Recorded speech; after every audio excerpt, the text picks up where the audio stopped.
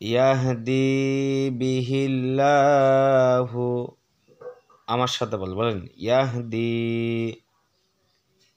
বিহিল্লাহু।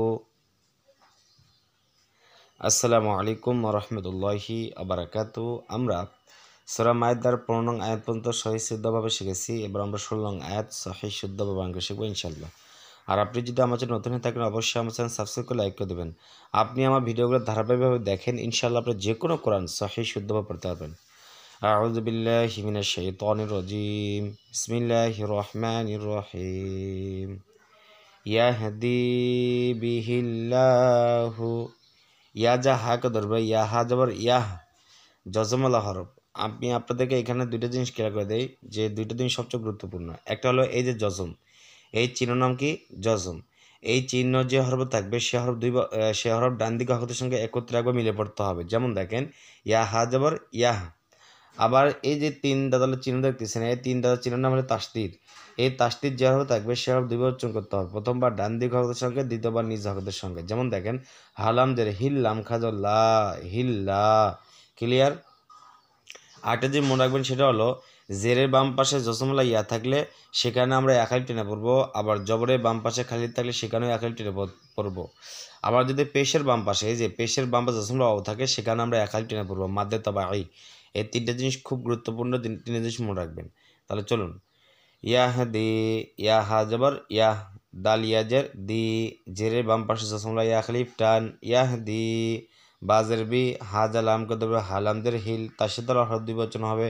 লাম খারা জবর লা, যেখানে খারা জবর সেখানে এক আলিফ টান, হাফেশ হু, বিহিল্লাহু, ইয়াহদি বিহিল্লাহু। মিম জবর মা, নুন যা তাকে দেবে নুন তাজে নিত, তা জবর তা, নিত্তা, তার উপরে তাসদিদ দুই বচন হবে। বাজর বা আইন জর আ, মানিত্তা বা আ, মানিত্তা বা আ। রদ জের রিদ, ওয়ালি জর ওয়া, জবরের বাম পাশে খালি খালিফ টান, রিদ ওয়া, নুন জবর না, হা উল্টা পেশ হু, যেখানে উল্টা পেশ রয়েছে সেখানে আমরা এক খালিফ টেনে পড়বো, বলবো রিদ ওয়া না হু, মানিত্তাবাআ রিদওয়ানাহু। আমার সাথে বলেন ইয়াহদি বিহিল্লাহু মানিত্তাবাআ রিদওয়ানাহু।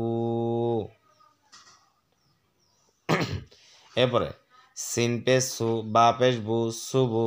লাম যা সিনকে দেবে, লাম সিন যাবার লাস, তার সাথে হরফ দুই বচন হবে, প্রথমবার ডান দিক হরফের সঙ্গে, দ্বিতীয়বার নিজ হরফের সঙ্গে। যেমন দেখেন লাম সিন যাবার লাস, সিন যাবার সা, লাস সা। লাম খারা যাবার লা, যেখানে খারা যাবার সেখানে এক আলিফ টান, মিম জের মি, সুবুলাস সালামি, সুবুলাস সালামি।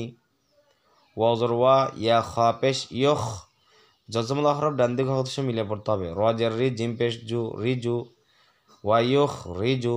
হাজা মিমকে ধরবে, এই যে হা মিম পেশ হুম, এই যে মিম সাকিনের পরে তার সাথে মিম রয়েছে, তাহলে মিম সাকিন বাদ যায়, এ তার সাথে মিমকে ধরবে, গুন্না করে পড়তে হবে। বলতে হবে ওয়াইয়ুখ রিজু হুম, মিম জারমি, নুন যা জোয়াকে ধরবে, নুন জজবর না, জজমল তার সাথে দুই বচন হবে। জোয়া পেজু, লাম পেজলু, জুলু। মিম খারা জবর মা, যেখানে খারা জবর সেখানে এক টান, তাজের তি, মিনাজ্জুলুমাতি ওয়ায়ুখরিজুহুম মিনাজ্জুলুমাতি। তাহলে আমার সাথে বলেন সুবুলাস সালামি ওয়ায়ুখরিজুহুম মিনাজ্জুলুমাতি ইলান নূরি। হামজাজের ই, লাম নুন জবর লান। দেখেন নুনে তার সাথে গুণা করা ওয়াজিব, তার সাথে নুনের উপরে তার সাথে সেখানে গুণা করা পড়বো, বলবো ইলান। নুন পেশ নু, পেশের বাম পাশে জসমলা ওয়াও, মাদের হরফ একালিফ টান, মনে রাখবেন। রজের রি, বাজের বি, রিবি। হামজাজা জালকে ধরবে, হামজা জালদের ইদ, এই যে জসমলা হরফ ডান দিক হরফের সঙ্গে একত্রে মিলে পড়তে হবে। ইলান নুরি বি ইদ, নুন জানিয়ে হা খারাদের হি, যেখানে খারাদের সেখানে একলিফ টান, নিহি।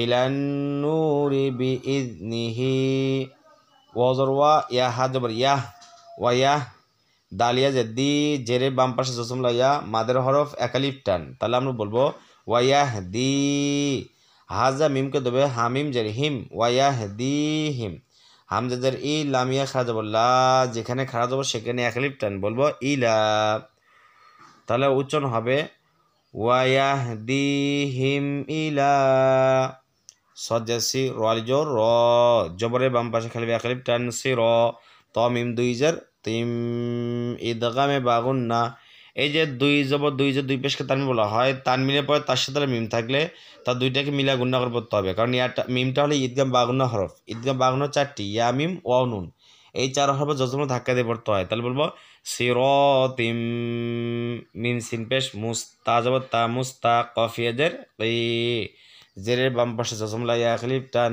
মুস্তাকি মিম দুই জার মিন মুস্তাকিমিন এখন যদি আমি অক্ষ করে থেমে পড়ি তাহলে মিমেবে সাকিন দিয়ে এইটাকে আমরা তিনে টেনে পারবো না মাদ্দে আরসি তাহলে বলবো সিরাতিম মুস্তাকিম ইলান নূরি বিইذনিহি ওয়া ইয়াহদিহিম ইলা সিরাতিম মুস্তাকিম আমার সাথে বলেন ইলান নূরি বিইذনিহি ওয়া ইয়াহদিহিম ইলা সিরাতিম মুস্তাকিম আপনারা বুঝতে পারলেন কিভাবে উচ্চারণ করতে হবে কিভাবে পড়তে হবে যদি আপনাদের কাছে ভিডিওটি ভালো লাগে থাকে তাহলে অবশ্যই আমার চ্যানেল সাবস্ক্রাইব করে লাইক করে দেবেন আর আপনারা যদি আমার ভিডিওগুলো ধারাবাহিকভাবে পার্ট টু পার্ট দেখেন ইনশাআল্লাহ আপনারা যে কোনো কোরআন সহিহ শুদ্ধভাবে পড়তে পারবেন আসসালামু আলাইকুম ওয়া রাহমাতুল্লাহি ওয়া বারাকাতুহু